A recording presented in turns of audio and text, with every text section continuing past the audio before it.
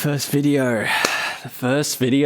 What's up guys, I'm Zach Waters here with Unison Audio, and today I'd like to share with you a couple of things that I wish I knew as a producer when I was starting out. A few of these techniques might be a bit too beginner or a bit too advanced depending on your level, but I'm sure at least one of these is going to help you in any way. Jumping right into it, the first one I want to talk about is sidechaining.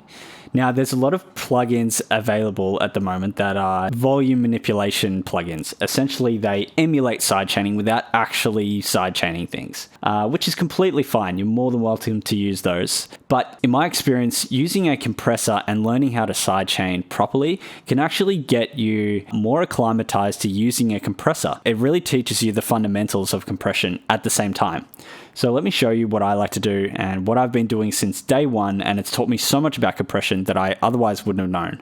And that is basically just using a sample as a sidechain signal. So what I'm going to do here is set up my channel, create an audio track, turn it off. I'm going to grab a free sample from Unison's Artist Series Essential Pack. And what I'm going to look for here is a sample with a short decay and a loud transient. And snares do really well at this. We're going to choose this one. So as you can see here, we've got our short decay and our loud transient. I'm going to chop it here because we don't need any information past this point. When I'm sidechaining with this, I like to run a limiter. So I'll go to here, go to limiting, still getting used to Live 11's layout, the plugins. I'm not sure if I like it yet. And feed it into the limiter a fair bit, just to add some more oomph to that transient.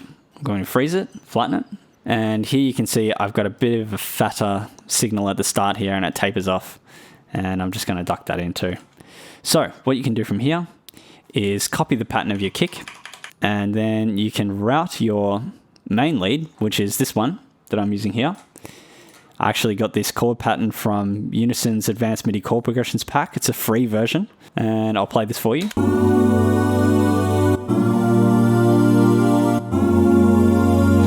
And we're going to route this straight to our new kick, or our new sidechain sample. And I'll show you the differences if I were to run that straight to my kick drum.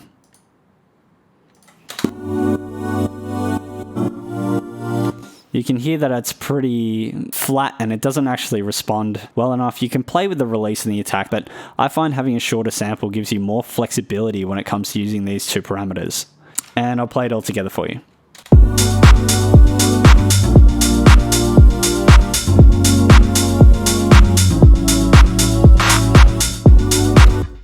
There you go. The next thing I want to talk about is by far the handiest thing that I've ever come across in a DAW, and that is this phantom record button or MIDI capture. And you can characterize it by this little box that has 4 corners in it and the sides are missing. And what it does is it actually records the MIDI notes that you play on your keyboard without the record function being on. And this is a massive upgrade to what it used to be, in that you had to record something and play it while you were in record mode to actually capture the MIDI. But now you can just play a chord. So see, if I go to here, I'll put on my keyboard as it's on. And this preset's actually a free preset from Unison's Serum Essential Pack. If you go into it, it's this one called Pad Hope. So I'm just going to play a chord here.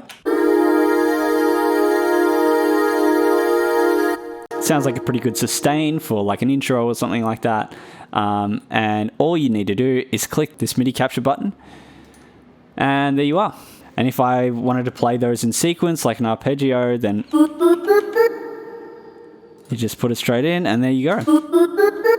It's probably the #1 quality of life feature that I've found in any DAW that I work in, especially if you're somebody who likes to play a lot on their instruments before they start structuring and creating their song.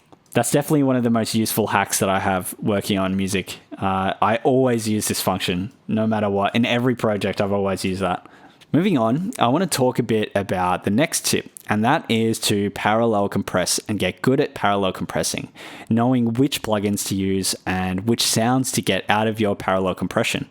Now, that will only come with practice, but I can definitely help steer you in the right direction. And what I want to show you here is what I usually do when it comes to parallel compression.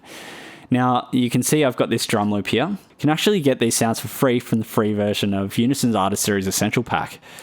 So I'm just going to show you what you can sort of make with these sounds. So how do you process them without really destroying the character of the original set of sounds? And how we're going to do that is we're going to send it to a return track. So in order for this to work, you want to make a new return track. I've already got one here, so let's just use this return A. You can boost this signal all the way to the return so that you're getting 100% of the dry signal into your return. And what we're going to do with this method is basically elevate the amplitude of a lot of the quieter transients and really send that squash signal back into the original sound. And now we're going to start manipulating it. So click on your return track and let's add a couple of things. We're going to throw on a utility. We're going to throw on 2 limiters, one at the start and one at the end. We're going to throw on a glue compressor, a regular compressor, and a saturator. You're more than welcome to just use one of these. I would just use the compressor to start off with, but this is going to give you a bit more of an understanding of how it all works and how well it can really accentuate a drum group. So what we're going to do is throw the signal into this first limiter, and that's going to boost it a bit. And then we're going to make a really responsive glue compression here, and we're going to turn all of these down with our threshold down a bit. You can see just how responsive our needle is there. And then we're going to squash this well into our compressor. So we're really going to pick out a lot of those smaller transients that you're not quite hearing in this main sound. And then we're going to saturate it, drive up our width a bit, and add a little bit of depth. Nice and smacky and slappy. And we're going to throw this back into our limiter, turn your return track all the way to the bottom, solo your drum group, and now start adding your return back to the drum group until you can kind of hear it, and around that region you'll really find the sweet spot once you play with it a bit.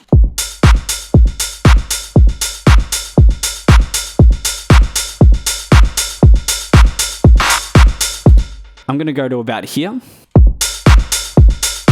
and that sounds pretty good. Let's hear it all together.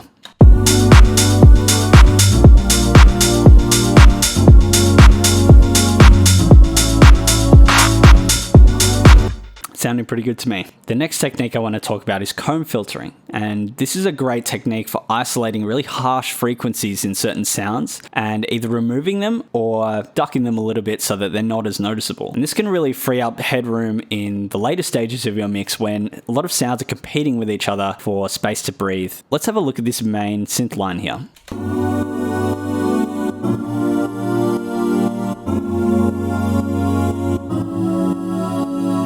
This is actually a preset from the free version of the Unison Serum Presets pack. And for this example, I'm going to freeze it and flatten it. And this is going to set an example for how you would be treating a vocal.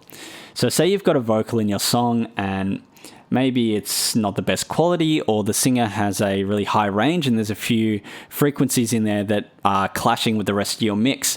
Well, this is a really good way of controlling those. And what we're going to do is come over to our EQ. We're going to apply an EQ8, and we're going to turn on all of these notches in the middle here. So from our last notch, we're going to up the Q and up the gain. Going to go to this shape here. Turn on the headphone icon. Make sure your track's solid. And we're going to sweep through these frequencies to find the really harsh ones. That one's pretty ugly, so I'm going to turn the gain down for that one. And we're going to repeat the process with a bunch of our other sounds.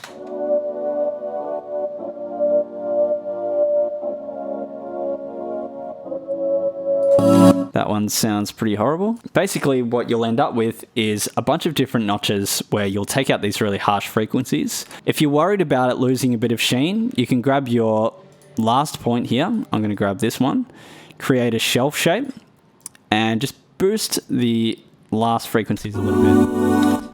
Creating this little shelf can give you back some perceived brightness. Even though you've isolated these bad frequencies and taken them out, you're still getting that sheen by adding that shelf. The next thing I want to touch on is using effects to create space and energy in the song. And what I like to do is create a layer like this. So say I'm working on this house song.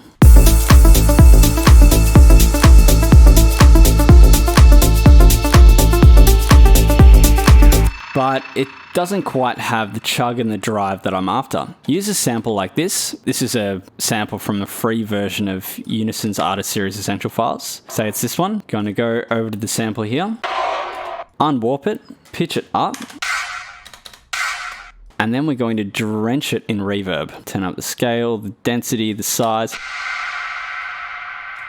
Let's freeze, flatten, and we're going to grab the highest part of amplitude from here, which is here. As you can see, the amplitude ramps up and then it starts ramping down after that. So we're going to grab that, drag it to the front, and then we're going to create a interesting pattern here. I'm going to consolidate these two files together, add a little ramp at the start for a sidechain effect, and cut it at the end of one beat. And then we're going to add it to the next beat, while leaving one in between, and continue that along. What we can do with the second half here, from this bar here, is actually consolidate and ramp that down so we're getting a fade out effect. And let's hear it all together.